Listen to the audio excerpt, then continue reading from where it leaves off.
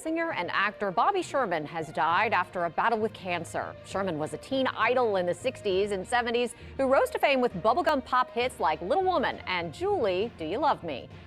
Today that it actually starts with some pretty recent news from June 24th, 2025. Right. You might have seen the headlines about Bobby Sherman passing away, the famous teen idol, Here Come the Bride star. He was 81, battling cancer. Yeah, sad news. But his story, it's really something else, isn't it? It really is. It's so much more layered than just, a standard celebrity obituary. Definitely. So that's our mission today, exploring the really unexpected path his life took, from being this massive heartthrob to a life focused on public service. Quite the journey. I mean, going from screaming crowds to, something very different. Totally. So where did it all begin, the fame part, I mean? Well, you got to go back to the mid-60s, 1964 specifically. He was on that ABC show, Shindig. Oh, yeah, Shindig, right, the musical variety show. Exactly, and he just, instantly clicked with the audience. His charisma was huge. And that really launched him, didn't it? His popularity just, boom, took off. Absolutely, cemented his place, in pop culture right then and there. And it wasn't just a quick thing either. He had some serious hits. We're talking top 10 Billboard Hot 100. Oh, yeah. Multiple hits. Like Little Woman, right.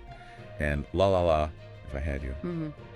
Julie, Do Y'all Love Me Too? Right, and Easy Come, Easy Go. Yeah. Those songs were just everywhere for a while. They really defined that sound for his fans. They did. But it wasn't only the music that made him such a, a household name. No, that's true. He had the acting career going alongside it. Yeah, pretty significant, too. Most people probably remember him as Jeremy Bolt on Here Come the Brides. Right, the TV series from, 68 to 70? That's the one. Popular show. Kind of a Western drama set way back in the 1860s. Sort of loosely based on Seven Brides for Seven Brothers, wasn't it? Yeah, that was the inspiration. So he really had this, dual threat thing going in entertainment. Music and acting. Okay, so picture this. Huge music career, hit TV show, legions of dedicated fans. You'd think that's the whole story. Right. Seems like a complete picture. But then, yeah, something really, really unexpected happens. I mean, his entertainment stuff continued for a bit, but his life took this other path. Yeah, this pivot, a turn that, honestly, most people probably wouldn't see coming. He made this, conscious shift, a really profound move into community work, into service, a totally different world. It really makes you think, doesn't it? What prompts that kind of change? Going from that level of fame, the adoration, to doing the often really tough, unglamorous work of public service. Yeah. It's quite a leap. So what did that actually look like? What was the service? Well, what stands out is that I think it was in the 1970s, he became a dedicated EMT, an emergency medical technician. Wow.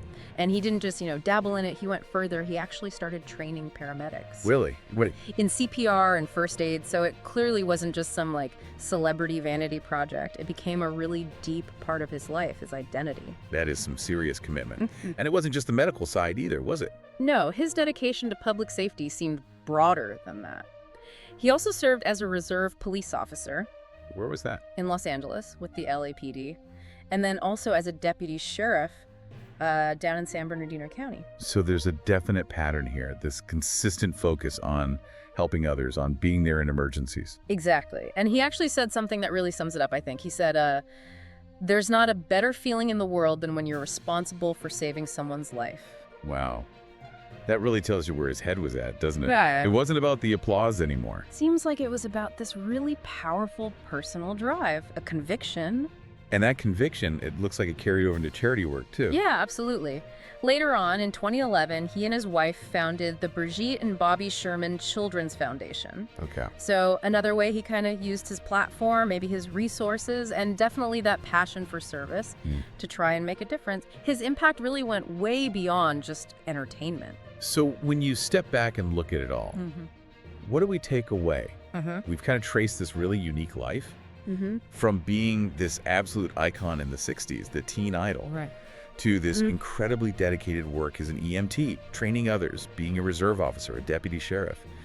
He really lived that idea he talked about saving lives. He really walked the walk, it seems. Yeah.